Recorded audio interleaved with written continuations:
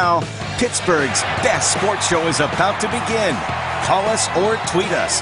We got things to talk about on the Allegheny Health Network Nightly Sports Call. All right, Susan, thanks very much. Good evening, everyone, and welcome to another edition of the Allegheny Health Network Nightly Sports Call on the Bordas and Bordas Hotline. Bob Pompiani, flanked tonight by Gene Collier, outstanding columnist of the Post-Gazette, and all you have to do is call us at 412-575-2600. We begin tonight with the Pittsburgh Pirates, who made it 2 in a row over the bad Philadelphia Phillies. They lost the first game of this 4-game set. They won last night, and they win again tonight. And Garrett Cole, coming off a bad outing, in fact, he's had a string of bad outings, put together a good one, although he used a lot of pitches tonight, 112 to be exact, although his last one was 99. It was a strikeout. And he got out of some trouble along the way. He also contributed to this win with a 2-run single in what was a bad inning for the Phillies. They gave up 4 runs in the 4th inning.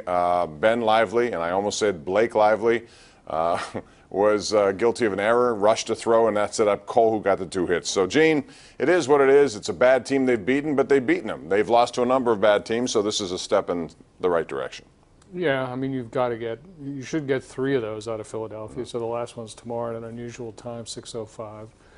The Pirates were a little bit better tonight, not much better. I mean, they did get 4 or 5 runs, but they needed a 2-run single from the pitcher to get it. So not much going on offensively. Garrett Cole was decent. He had a kind of a shaky first inning, and he wound up throwing a lot of pitches, but he was certainly good enough to win, especially in Philadelphia. Bullpen came in and did a pretty good job as well. Daniel Hudson, although he got a nice play by Gregory Polanco. We haven't said that much. A nice defensive play by El Cafe in right field as he uncorked a throw, a no-hopper right to Cervelli to gun down Daniel Nava. Gene, when you saw that play, were you surprised that they ran Nava? I necessarily wasn't. I know a lot of people were. I was surprised that the throw was as good as it was.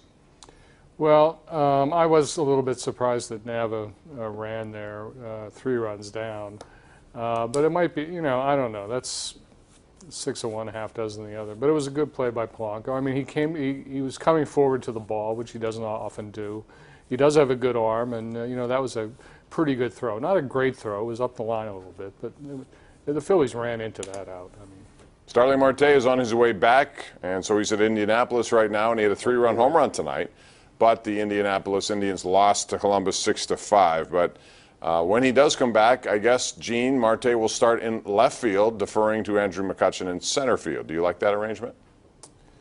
I don't like any arrangement where Starling Marte is on the baseball team, frankly. I'm not looking forward to him coming back. He put himself ahead of the team. I really don't want to see him.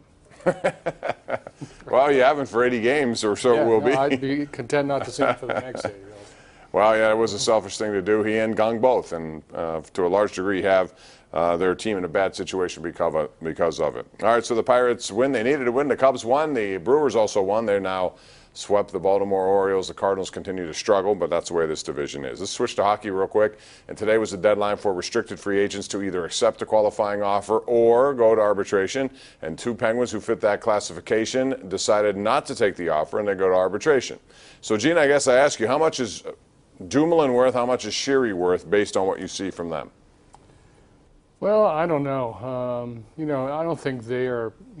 Dumoulin, I think, is a little more valuable than Sheary. I mean, is he a $5 million defenseman? Possibly. Sheary, I don't think is going to get that kind of money, but he didn't want to accept what the Penguins offered, which I'm not sure what that was. Do you know, Bob?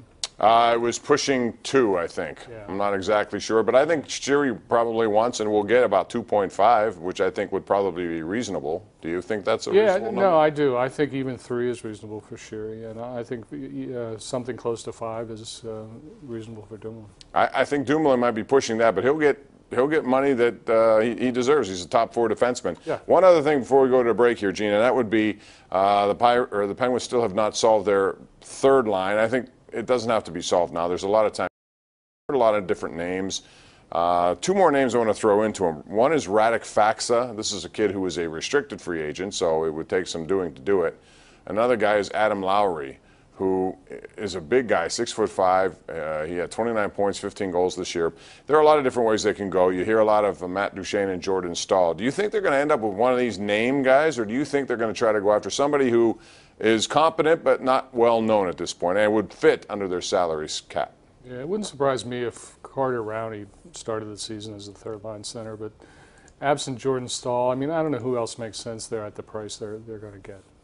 Or if Jordan Stahl or Duchesne, somebody else is going to have to pick up some of the tab because the Penguins cannot handle $6 million third-line players. Sure, all right, expensive. Exactly. We're due for a break. We'll take it. Get your calls in right now. It's 412-575-2600.